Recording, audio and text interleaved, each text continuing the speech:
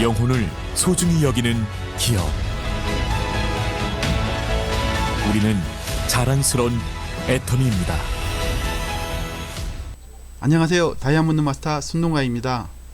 제가 애터미 사업에 대해 잘 안다고 생각했는데 사업 설명다운 사업 설명을 처음 한 것 같습니다. 그래서 오늘 하루 종일 그냥 머릿속에 굉장히 좀 무거웠어요. 근데 하기는 해야겠다라는 생각을 하고 제가 본사 사업 설명 그 툴을 제가 조금 이것저것 공부를 해봤습니다. 그냥 보고 그냥 옆에 사람들에게 얘기하는 그 자체는 그렇게 어렵지 않은 것처럼 느껴지지만 제가 막상 이렇게 온라인상에서 사업 설명을 하려고 보니까 까마득하더라고요. 그래서 그렇지만 저희가 이제 온테크 시대가 와서 사람들을 그렇게 많이 못 만나고 저희가 이제 강의식으로 사업 설명을 좀 해왔으면 어느 정도 이렇게 익숙해질 건데 바로 이렇게 화면상에서 사업 설명을 하다 보니까 제가 이렇게 들으신 분의 어떤 반응도 읽지 못하고 일방적으로 제가 사업 설명을 하게 돼서 쉽지 않지만 제가 해보려고 합니다. 먼저 저를 잠깐 소개를 해드리겠습니다. 저는 여러분들도 모두 다 우리 꿈이 있으시죠? 꿈이 있으시죠? 저도 꿈이 있었어요. 한 번만 이걸 해볼까요? 자기 이름을 불러보고 자기에게 스스로에게 한번 물어보세요. 자기 이름, 예를 들어서 동관아, 네 꿈은 뭐였니? 한번 가슴에 손을 얹고 한번 물어볼까요? 자기 이름 부르고 동관아, 네 꿈이 뭐였니? 이름을 두 번 불러보세요. 동관아, 네 꿈 뭐였니? 네, 다 꿈이 있었어요. 저 역시 꿈이 있었습니다. 저는 중학교 2학년 때부터 컴퓨터 프로그래머가 되기 위해서 그 꿈이 있어서 그 꿈을 그냥 계속 달성하기 위해서 고등학교 졸업하고 군대 갔다 와서 바로 일본 유학을 갔습니다.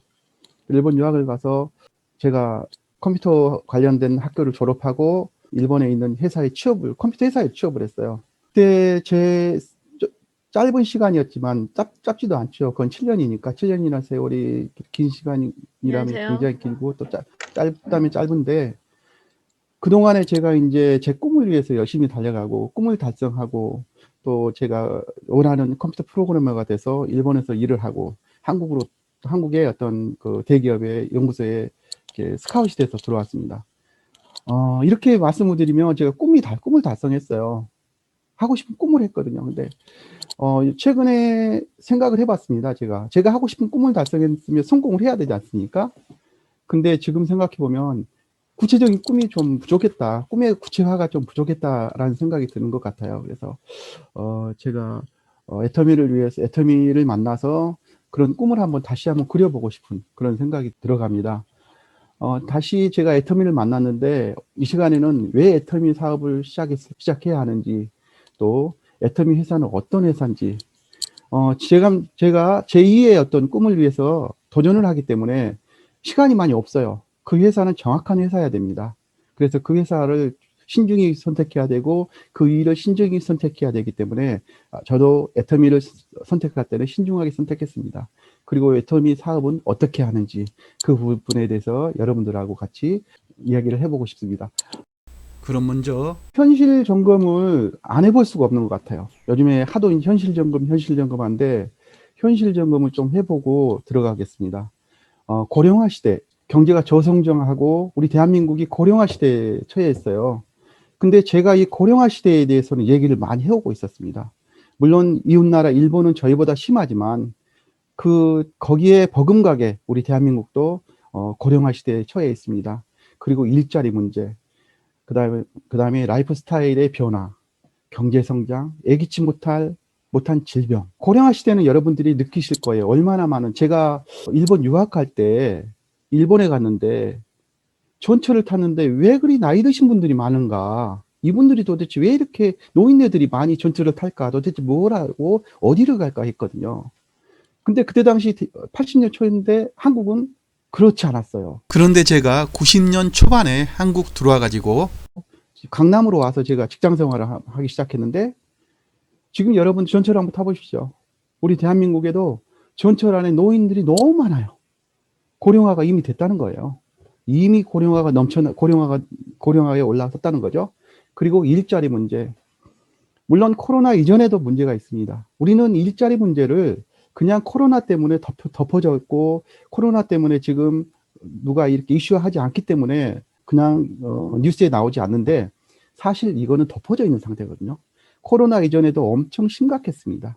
이건 왜 심각했을까? 우리 대한민국이 외부에서는 굉장히 잘 산 나라처럼 보이지만 한국은 제가 현실 점검 얘기해서 10대 기업이 우리나라의 GDP에 어떻습니까? 뭐 40%에서 50%를 차지하고 있다고 합니다. GDP 40%, 50%를 차지한 10대 기업인데 거기에 수혜자들이 40%, 50%가 있으면 괜찮아요. 근데 거기에 수혜자들이 겨우 4, 5%밖에 안 된다는 거예요. 이 얘기만 들었을 때 심각한 거예요. 그만큼 GDP의 그 영향을 수혜자가 직접적으로 4, 5%밖에 되지 않는데 그 나머지 95%는 어떻게 할까? GDP의 60%나 50%에서 그 아웅다웅하고 살아야 되는 대한민국의 현 실정입니다. 그게 무슨 얘기냐면은 그만큼 자이든 타이든 대기업화가 되어 있다는 문제가 되겠죠. 이런 문제를 오랫동안 제가 말씀드리면은 시간이 길어지기 때문에 언제 기회 되면 다시 한번 말씀드리겠지만 제가 얼마나 대한민국이 대기업화가 돼 있는데 외부에서는 대한민국이 대단한 나라일까. 제가 하노이를 갔어요. 하노이 갔는데 끝이 보이지 않을 만한 하얀 리무진이 쫙 지나간 거예요. 친구한테 저 무슨 리무진이냐 그랬더니 삼성전자 출퇴근 시켜준 리무진이에요. 그러면은 하노이의 젊은 청년들이 저 리무진에 타는 게 로망이라는 것입니다. 그리고 하노이의 국립대학의 한글학과가 정말 인기가 많다는 거예요. 그럼 외부에서 볼 때는 대한민국 정말 대단한 나라예요. 그런 모든 동남아시아 친구들이 한국에 들어왔을 때 실제 체감은 어떻겠을까 하는 생각이 들어요. 그리고 라이프 스타일이 굉장히 바뀌어져 있습니다. 경제 성장이 지금 그렇게 둔화돼 가고 있죠. 또 한 가지 예기치 못할 질병. 저는 벌써 2번 겪고 있어요. 제가 순탄하게 우리나라의 대기업의 컴퓨터 회사에 다니다가 준비성 부족한 게 사업을 한 4년간 했는데 망했죠. 너무 준비가 부족해서. 그래서 다시 저 손동관이라는 사람을 시장에 내놨습니다. 회사 망했으니까 저를 좀 사가세요 해서 바로 그날 저녁에 제가 팔렸습니다. 어떤 중소기업 사장이 차를 딱 가지고 저를 사가더라고요. 그래서 2005년도까지 아무 문제 없이 제가 직장 생활 잘했어요. 그 다음에 제가 2006년도에 지금 하고 있는 일본 유학, 일본 취업 일을 하기 시작했습니다. 너무 잘 됐어요. 제가 너무 맞았던 것 같아요. 처음 해본 직업이지만 제가 학생들을 컨설팅해서 유학도 보내고 취업도 시키고 하는 일들이 너무 잘 돼서 이거는 손동관이가 어떤 특별한 어점만 남기지 않으면 정말 손동관이는 아무 문제 없이 앞으로 노후도 문제 없겠다라고 생각한 거예요. 개인 자영업이기 때문에 15년은 일할 수 있겠다고 생각을 했습니다. 20년까지 일할 수 있겠다고 생각을 했습니다. 근데 여러분도 잘 아실 거예요. 2011년 일본 지진이 있었죠. 일본 지진이 있어서 어느 날 갑자기 학생들이 유학을 안 가는 거예요. 취업을 안 하는 거예요. 방사능 문제 때문에. 저가 잘못한 것 하나도 없어요. 손동관이 어쩌면 하나도 없습니다. 자연재해죠. 방사능, 일본 쓰나미, 지진.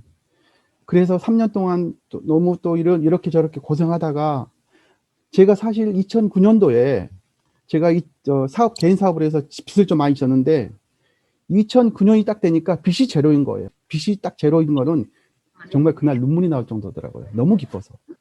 그래서 그랬는데 2011년 대지진, 쓰나미, 방사능 그것 때문에 하루아침에 딱 스톱이 되는 거예요. 하루아침에 딱 스톱이 돼서 막막하죠. 저의 어떤 불찰도 하나도 없었는데 저하고 거래했던 학도들의 불찰도 하나도 없었는데 나라의 문제도 아니었는데 어떻습니까? 자연재해로. 그래서 또 3년 동안 고생하다 잘 이끌어 나갔는데 저는 정말 그 유학 관련된 일들이 너무나 잘 됐습니다. 2018년도까지. 2018년 잘 됐는데 일이 잘 됐는데 제가 어떤 일을 하다가 어떤 그 스트레스 이런 걸 받다 보니까 일이 조금 하기 싫다라고 생각을 딱 했어요. 그런 찰나에 저에게 애터미가 왔습니다. 그래서 2019년 제가 2월에 애터미 회원에 가입해서 시작을 하게 됐는데, 코로나가 왔어요. 코로나. 저하고도 관계없고, 여러분도 마찬가지겠지만, 모든 사람하고 전혀 관계없는 코로나가 왔어요. 하늘길이 막혔어요. 그러다 보니까 이 일들이 모든 게 스톱이 되고 참 어려워졌습니다. 제가 이런 걸 생각해 볼 때 우리가 앞으로 누구나 겪어야 할 일들이겠지만은 수익의 다변화를 해 가야겠다. 그걸 확신을 하고 그런 것들에 가장 맞는 것이 무엇일까? 그런 사업에 가장 맞는 것이 무엇일까? 그런 거를 생각을 하고 있습니다. 그래서 예기치 못할 질병, 예기치 못할 이런 그 기후 변화에 대한 문제점, 이런 것들까지 감안했을 때 앞으로 우리가 거기에 잘 적응하고 대처해야 될 거라고 생각을 합니다. 경제 성장률 변화, 뭐 세계적으로 다 G20이라든지 한국 경제 성장률이 뭐 이게 추락을 하고 있어요. 그렇지만 우리 대한민국은 그나마 좀 좋은 편이죠. 0.1% 심각하게 위축이 되고 있지만 그래도 좀 나은 단계라고 생각합니다. 이 코로나의 어떤 그런 어려움이 있지만 대한민국이 잘 극복해 가고 있다라는 것입니다. 그 말씀은 어때요? 대한민국이 잘 극복해 가고 있다는 것은 저희들에게 큰 행운이라는 거예요. 그만큼 대한민국의 위신은 세계에서 대한민국, 한국 그러면 다 알려져 있다는 거죠.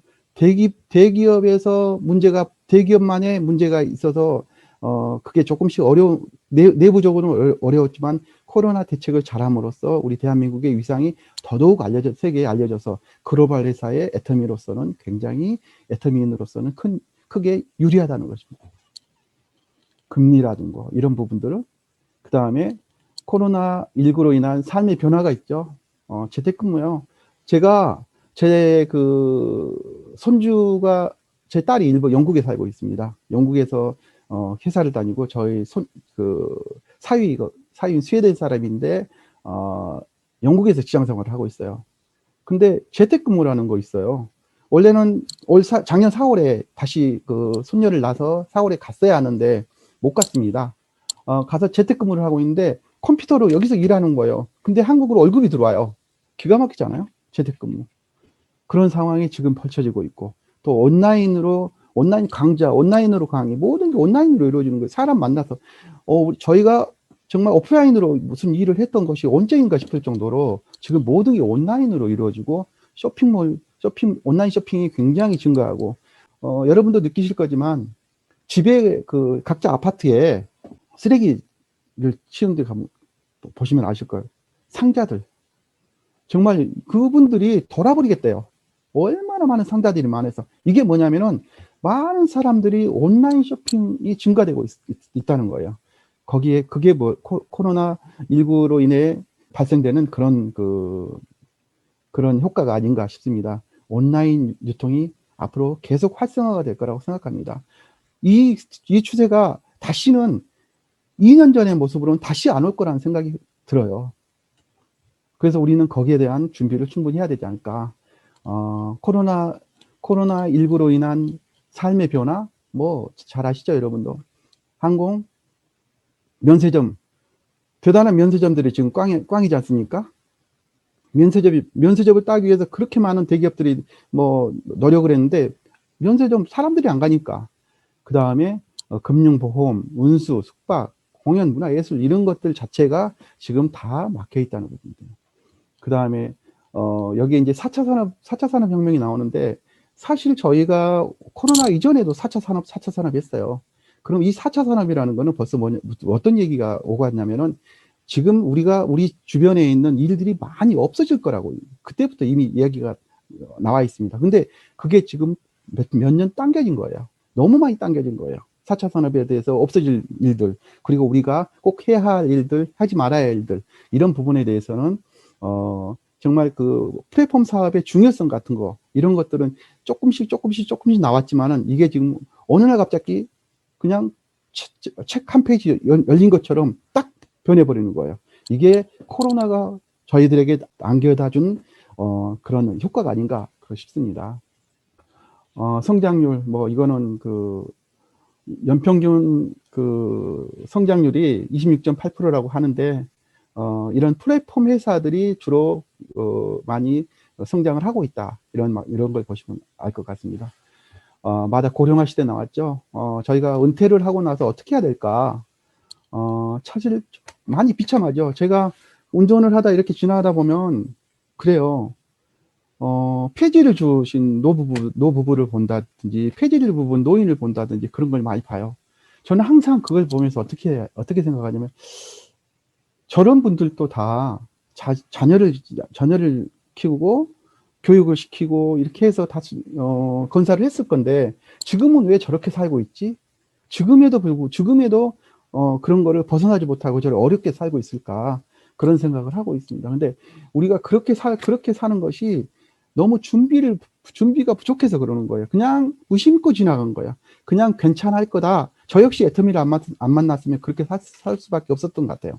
저도 그렇게 생각했거든요. 애터미 만나기 전에 정말 사업이 잘 됐으니까 그 열심히 하다가 만약에 내가 15년 정도, 75 정도 되면은, 뭐, 저기 보성 가서 살아야지. 그런 생각 한 거예요. 보성 가서 살기가 쉽지 않은 일이잖아요. 거기 가서 뭐, 저기 어렵지만 어떻게 근근히 살아가는 그런 모습들, 나오는 연금 가지고 살아가야 된다. 그런 생각을 하고 있었는데, 제가 애터미를 안 만났으면 어떤 일이 발생됐을까 하는 정말 끔찍한 생각이 들어요. 지금 생각해 보면은.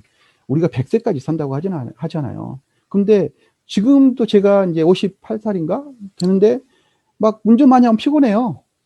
앞으로 10년 일을 해야 되는데, 근데 그럼 70살 이후로 우리가 일도 많이 못해요. 힘쓴 일도 일 못해요. 그러면은 미리 준비해야 된다는 거죠. 우리가 좀 할 수 있을 때 시간을 놓치면, 제가 항상 학생들에게도 얘기하는 얘기가 있습니다. 시간을 아껴라요.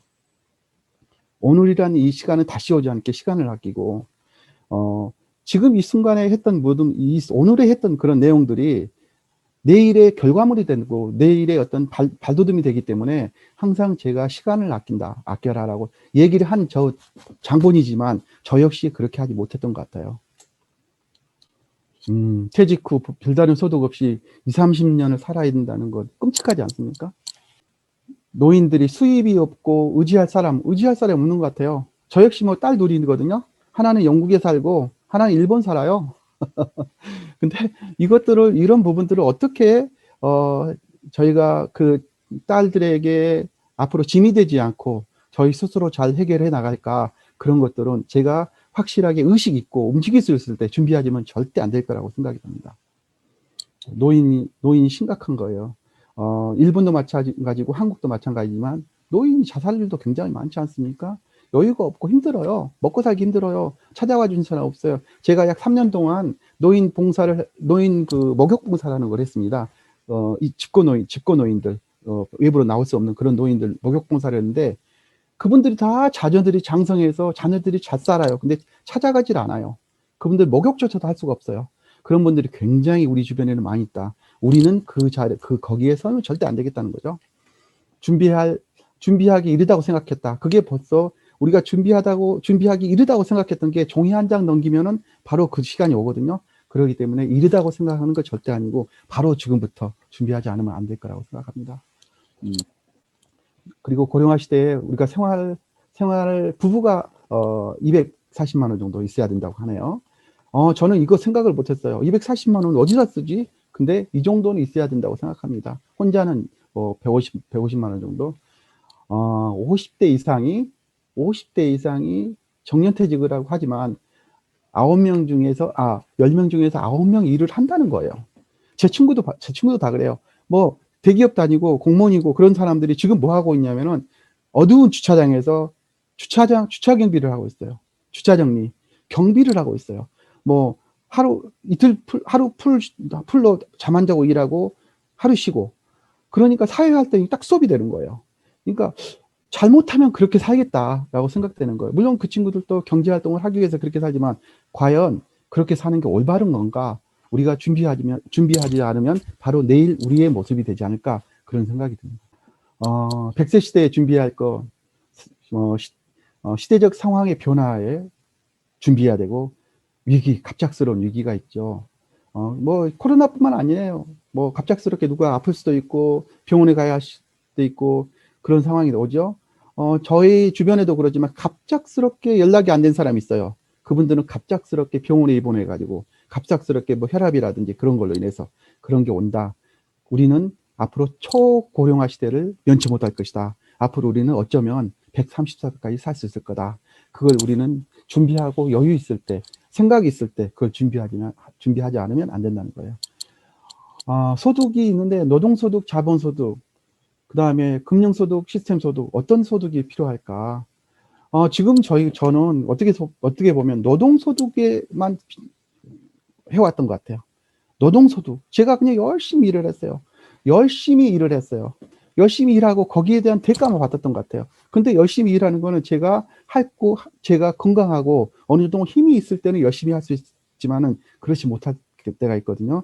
그런 부분에 대해서 우리는 자본소득은 안 되고 우리는 어떻게 해서라도 지금 시스템적인 소득이 나올 수 있도록 준비를 해 가야지 않으면 안 될 거라는 생각이 듭니다. 시스템 소득. 정말 중요한 거예요. 중요한 거지만 우리가 알고 있지만 어느 누구도 도전해서 할 만한 그런 용기가 없는 거예요. 그 용기를 우리는 이미 애터미를 해보겠다고 나왔기 때문에 이런 부분들은 충분히 이해하고 있습니다. 하지만 뭐 오늘, 내일, 내일부터 더 열심히 하지, 모레부터 더 열심히 하지, 누구를 오늘 만날까? 아니야, 내일 만나지. 이런 것들이 가장 우리에 대한 안 좋은 태도가 아닌가 싶습니다. 바로 이 시간부터, 바로 지금부터 우리가 하고자 하는 그런 것들을 실천해 나가지 않으면 안 될 것 같습니다. 우리 그 수익 구조들이 이렇게 나와 있는데요. 자영업, 우리가 항상 보면 시스템적인 게 아니고 어떤 걸 고용을 하고 우리가 고용을 당해서 또 보니까 제가 자영업을 했었던 것 같아요. 제가 사업이 아니고 자영업을 했는데 제가 영업을 해서 일을 따와서 제가 그 일을 따와가지고 그 일을 또 완성하고 그 일을 다 완성하면 또 가서 영업을 하고 내가 영업하는 동안에는 직원들 놀고 있고 이런 일을 또 해왔던 것 같아요. 이런 게 시스템을 구축해 놓지 않아서 이런 일이 발생하지 않았을까. 그런 부분을 보면은 대단하게 제가 잘못 살아왔다. 열심히만 살아왔다는 생각이 듭니다. 부자 아빠 가난한 아빠의 어떤 로버트 키요사키가 얘기하죠. 이런 유명한들, 부자 아빠 가난한 아빠에서 말하는 파이프라인 구축. 이거는 그냥 이론이 아니에요. 누구나 할 수 있는데 안 할 뿐인데 아주 쉬운 내용인데 그냥 안 하고 우리는 지나간 거예요. 유통 시장들이 지금까지는 이렇게 변화가 이렇게 되어 있습니다.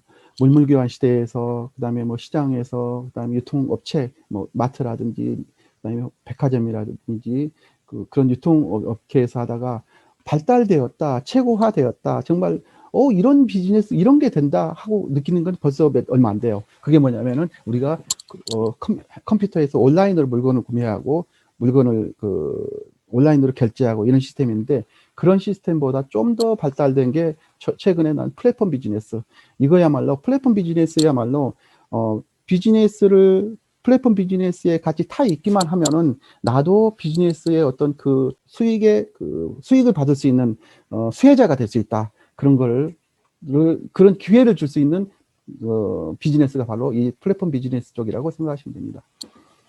기존의 유통 구조는 이렇게 되어 있죠. 공급자, 도매업자, 소매업자, 소비자까지 왔는데 유통 흐름이 이렇게 되어 와 있는데 일반적인 유통 흐름이죠. 근데 직접 판매 시스템, 공급자에서 바로 소비자에게 가는데 직접 판매라는 거는 직접 판매가 성공할 수 있다는 거는 아무 물건이나 절대 되는 건 아니에요. 내가 공급자에게 물건을 받고 내가 물건이 굉장히 좋아요. 너무 좋아요. 그래서 그거를 내가 판매할 수 있는 권한을 얻어서 그거를 내가 전달할 수 있는 권한을 얻어서 그걸 누군가 주변 사람들에게 내가 써보니까 굉장히 좋더라 해가지고 나도 공급자가 수익을 얻지만 나도 거기에 사용자이면서 수익을 얻을 수 있는 그런 구조를 가지고 비즈니스에 임할 수 있다는 것이 지금 최근에 말씀드린 직접 판매 유통 구조라고 생각하시면 됩니다.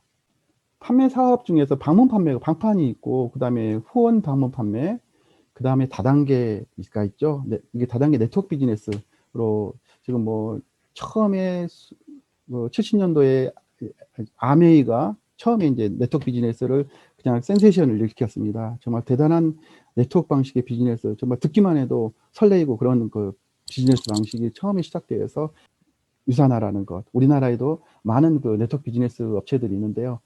그물망처럼 어떤 시장 구축을 짜서 본인이 그런 어떤 흐름망을 그물망처럼 섬세하게 짜서 흐름을 주도해서 본인의 어떤 그 사업성을 가지고 사업을 진행한다는 그런 메리트가 있는데, 이 부분은 누구나 참여할 수 있다는 것입니다. 직접 판매 사업이 규모가 굉장히 크죠. 14조. 그 다음에 거기에 뭐 이마트라든지 이런 백화점 규모를 이렇게 보고요. 그 다음에 그 다단계 판매 업종의 그 매출액이 지금 추이가 이렇게 굉장히 올라가고 있어요. 우리나라에서 보면은 매년 이렇게 향상되고 있습니다. 그 다음에 이 부분이 좀 중요한 얘기인데, 글로벌 직접 판매 시장 규모를 봤어요. 우리나라가 대한민국이 3위라는 거예요. 그게 왜 그럴까요, 여러분들? 대한민국의 매출 규모가 직접 판매 시장 규모가 이렇게 큰 거예요. 그거는 벌써 대한민국이 인구는 5천만 분이 안 되지만은 네트워크 비즈니스 직접 판매 시스템을 하기에 가장 적절한 나라라는 거예요. 어떻게 보면은 국가의 위상도 올라가 있고, 또 나라도 잘 살고 선진국 대열에 들어가 있고, 또 어떻습니까? 저희들은 조물조물하게 살아요. 주변에 전부 친인척들 살고 있고 하기 때문에 모여서 구전으로 전달할 수 있는 시스템이 대한민국은 딱 되어 있습니다. 뭐 카나다나 넓은 지역은 한 사람 만나기 위해서 10분을 자동차로 가야 된다든지 20분을 가야 된다 그러지만, 저희는 바로 문 하나 옆에 나가면 친구가 있잖아요. 그렇기 때문에 네트워크 구조, 이 직접 판매 시스템의 어떤 시장이 굉장히 앞으로도 활성화가 되고 그럴 수밖에 없는 나라. 그래서 뭐 아메도 그렇지만은 여러 회사들이 한국에서 가장 하기를 선호했어요. 한국은 무조건 들어가면 성공하다고 생각했기 때문에. 그렇지만은 좋은 제품 아니면은 그것도 오래가지 못한다는 거예요. 한국이 시장 규모 뭐 일본하고 미국에 견주어서 그다음 한국이 3위지 않습니까? 인구는 얼마 되지 않는데, 애터미 매출의 추이를 보면 그 30여 년 전에 아메가 이렇게 들어와서, 아메는 1조 2천인데 애터미는 1조 8백 정도 되죠. 그 다음에 보면 뭐 현저하게 비교할 수 없을 만큼 차이가 많이 나고 있어요. 이제 애터미의 어떤 그 매출 상승 추이는 보면 앞으로도 무궁무진하게 매출이 올라갈 수 있을 거라는 예감이 듭니다. 지금 그 애터미는 14개국으로 나가는데 글로벌 비즈니스라고 했습니다. 14개국에 나가 있는데 정말 이것만 봐도 글로벌 비즈니스인데 이게 사업이 될까? 한국에 대한 그 인지도가 떨어지면 이게 될까? 근데 어때요? 한국 인지도가 여러분들 어때요? 대단하죠? 제가 일본 81년도에 딱 갔는데, 82년도에 갔는데, 일본 친구가 저 의자 하나 사고 싶다고 그랬는데, 의자 하나 골라가서 딱 이렇게 들고 나온 거예요. 그래서 저한테 뭐라고 하냐면, 손상, 이건 최고야. 왜? 그러니까, 메이드 인 재팬이니까 그런 거예요. 한국제니까. 아니, 일본제니까. 너무 부러웠어요. 야, 저 친구가 어쩌면 입에서 자기 나라에 대한 제품을 저렇게 자랑스럽게 얘기할 수 있을까. 근데 그때 당시 제가 일본에서 물건을 살 때 굉장히 모델이 이렇게 그 디자인 좋아요. 근데 가격이 싸요. 딱 가서 이렇게 보면 메이드 인 코리안이에요. 디자인은 좋은데 가격이 싸다. 그러면 한국제예요. 왜냐하면 성능이 떨어지니까. 근데 여러분들 지금 어때요? 한국 제품, 우리가 물건을 살 때 지금은 이거 한국제니까 좋아 라고 하는 시대가 와 있지 않습니까? 근데 우리 대한민국뿐만 아니라 다른 나라에서 역시 한국제라는 거는 그만큼 인지도가 높기 때문에 글로벌 비즈니스로 되어 있는 애터미는 앞으로도 무궁무진하게 잘 될 거라고 생각합니다. 그리고 저는 이 애터미가 우리 그 수출탑을 이렇게 세웠어요. 박한길 회장님. 1억 불 수출탑을 세웠는데 정말 몇 년 안 가서 크게 일낼 것 같은 회사인 것 같아요. 분명히. 제가 우리 대한민국에 고질적으로 어려움에 처해 있는 대기업화되어 있는 그런 그 형태를 박한길 회장님 국가에서도 못하는 걸 회장님이 하고 계세요. 지금 뭐 여기에 여러분들 우리 애터미에 실려 있는 제품들이 대기업 제품입니까? 전부 중소기업 제품이에요. 그게 자연스럽게 해외로 나가고 있다는 거예요. 그런 거 하나하나 보면 저는 너무 이런 부분, 제가 처음에 회사를 알아보고 회장님의 강의를 들어보고 이런 부분들이 너무 좋았던 거예요. 야, 이분은 국가에서도 해결하지 못한 거를 하고 계시는구나. 이거는 국가에서도 정말 앞으로 응원해야만 하는 회사다. 국가에서 응원하지 않으면요, 회사 성장 못 합니다. 근데 이거는 애터미는 국가에서 응원을 해요. 응원할 수밖에 없는 거예요. 왜냐하면 중소기업을 육성하고 있잖아요. 국가에서도 못하는 거를. 정말 대단한 애터미다라는 걸 생각하고 저는 이 회사는 꼭 된다라고 확신을 했습니다. 회사 선택기는요, 경영자 마인드 최고였습니다. 자발적으로 구매 최고입니다. 중소기업 제품, 대한민국 제품의 최고의 품질, 절대 제품, 절대 가격으로 나오는 제품 아닙니까? 그리고 쉽고 균형 있고 변화하지 않는 보상 플랜. 저는 처음에 왔을 때 보상 플랜 10분 들었어요. 10분 들으니까 이해가 가는 거예요. 너무 어려운 보상 플랜 싫어요. 딱 10분 들으니까 알겠는 거예요. 보상 플랜 간단하고 변하지 않지 않습니까? 그 다음에 성공할 수 있는 교육 시스템이 충분하게 갖춰져 있다. 교육 시스템을 회사가 맡고 있다는 거죠. 이 부분만 봐도 이 회사는 무조건 성공할 수밖에 없다는 걸 확신하고 있습니다. 그리고 합력 성선. 이거는 소리가 안 들리네요. 제가 넘어가겠습니다. 상위 5개 매출 품목이 있는데, 뭐, 해모임, 그 다음에 앱솔루트 이렇게 쭉 있습니다. 이런 제품들을 저는, 이런 제품이 우리가 주력 상품으로 만들었을까 정말 경이로울 정도로 이게 전부 중소기업 제품이고 대기업에서 만든 제품이 아니라는 걸 확신합니다. 그리고 애터미는 소비자 중심의 경영을 하고 있다. 처음에 20, 30%였던 거는 지금 몇 %입니까? 60%예요. 이렇게 소비자 중심으로 하고 있고, 그 다음에 모든 제품들, 양도, 무게도 이렇게 크게 해가고 있고, 또 그 다음에 치약죠. 우리 최고, 절대 제품, 절대 가격이라고 했던 박한규 회장님이 미국 가니까 200ml에 치약이 있었다는 거죠. 그래서, 우리 거보다 많네? 해가지고 180에서 200으로 올렸다는 거 아닙니까? 이 정도로 대단하다는 거죠. 그 다음에 그런 애터미가 고객 입장에서 문제 해결을 하려고 애터미는 굉장히 노력을 많이 하고 있다. 반품률이 0.19%밖에 안 된다.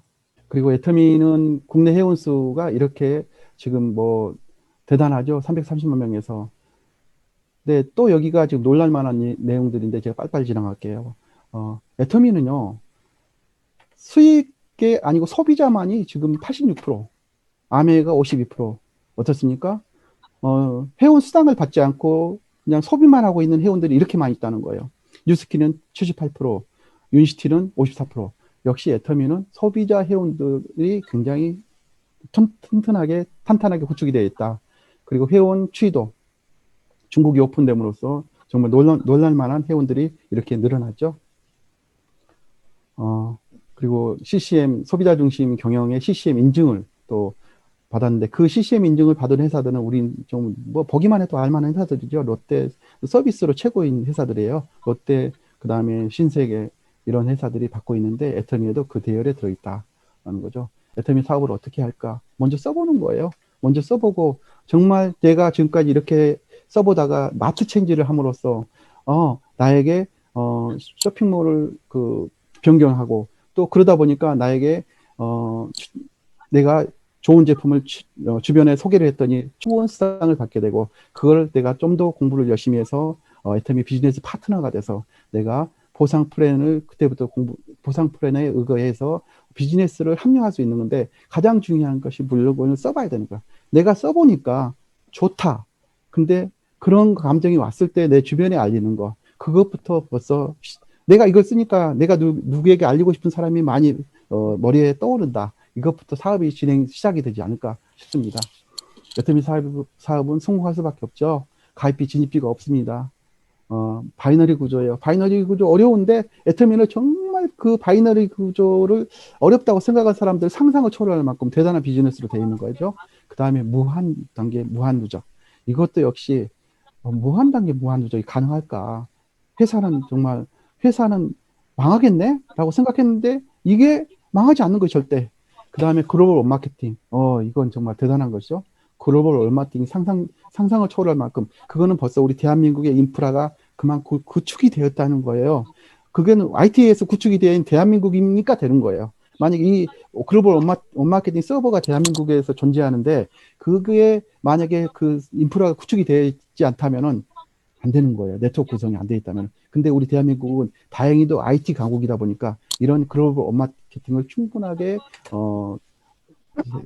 해결해가고 유지해갈 수 있는 그런 어떤 시스템이 충분하게 지원이 된다는 겁니다. 상한선이 있다는 거. 상한선 있는 건 역시 또 어떤 스타를 양성해 놓은 곳이 아니라 어느 레벨에 중간 레벨에 많은 사람들을 많이 육성해 간다라는 것이죠. 수당이 있는데 후원 수당이 있고 직급 수당이 있고 승급 프로모션 교육 수당이 있습니다. 네 가지 수당이 있죠. 여기 수당이 보면은 뭐 후원 수당은 가장 기본적인 것입니다. 후원 수당은 30 바이너리에서 30만이 됐을 때 15점을 주고 좌우 30만이 됐을 때 15점 주고 70만 될 때 60점, 30점, 그 다음에 2천만 될 때 저기 250점 이렇게 쭉 되는데 이것도 경이로운 것입니다. PV는 점수는 166배가 되는데 5천만 PV까지 왔을 때 166배가 되는데 고작 점수는 200배밖에 안 돼요. 정말 놀랍지 않습니까? 이거는 어떤 거를 의미하냐면은 처음 사업을 시작하는 사람들에게 굉장히 메리트를 많이 주겠다는 회장님 생각이 들어있다는 겁니다. 가장 처음 승급이 또 있는데요. 뭐 세일즈 마스터, 다이아몬드 마스터, 샤론로드 마스터, 스타 마스터 7단계가 있는데 이 단계의 가장 기본은 15일 단위로 누적해서 계산합니다. 뭐 처음에 1일부터 15일까지 해서 볼까요? 1일부터 15일까지 양쪽에 250 하면은 뭐 세일즈 마스터 첫 단계로 되는 거예요. 세일즈 마스터는 또 첫 단계가 세일즈 마스터가 되는데 그 다음에 보상 플랜을 보면은 직급수당을 잠깐 말씀드릴게요. 조금 전에 후원 수당을 말씀드렸고 직급 수당은 세일즈 마스터에게 직급 수당, 그 다음에 다이아몬드 마스터에게 직급 수당, 샤론 로드 마스터에게 직급 수당이 각각 있는데 가장 첫 단계인 세일즈 마스터에게는 직급 수당 20% 중에서 세일즈 마스터 중에서는 10%를 세일즈 마스터에게 22% 중에서 10%를 세일즈 마스터에게 고정으로 정해놓고 나머지를 다이아몬드 마스터에서 임페리얼까지 이렇게 나눠서 주는데 중요한 것이 있습니다. 임페리얼 마스터는 전부가 되면은 여기서부터 여기까지 다이아몬드 마스터에서부터 임페리얼까지 누적으로 직급수당을 받을 수 있다는 것입니다. 그 다음에 승급 조건이 있는데요. 스타 마스터가 있고 스타 마스터가 2명 좌우에 배출하다 보면 로얄 마스터가 있고 이렇게 자기하고 동급된 직급자를 좌우에 2명씩 배출하다 보면 자기는 한 단계 위 직급으로 승급이 되는 겁니다. 그 다음에 이제 승급 프로모션이 있는데요. 세일즈 마스터부터 임페리얼까지 이렇게 쭉 프로모션이 있습니다. 현금으로 지급되는 거는 샤론로드 마스터부터 지급이 되는데요. 현금 200만 원부터 1000만 원, 5천만 원. 그 다음에 크라운 마스터의 경우에는 현금 3억, 그 다음에 임페리얼 10억이 되는데 여기에 보면은 더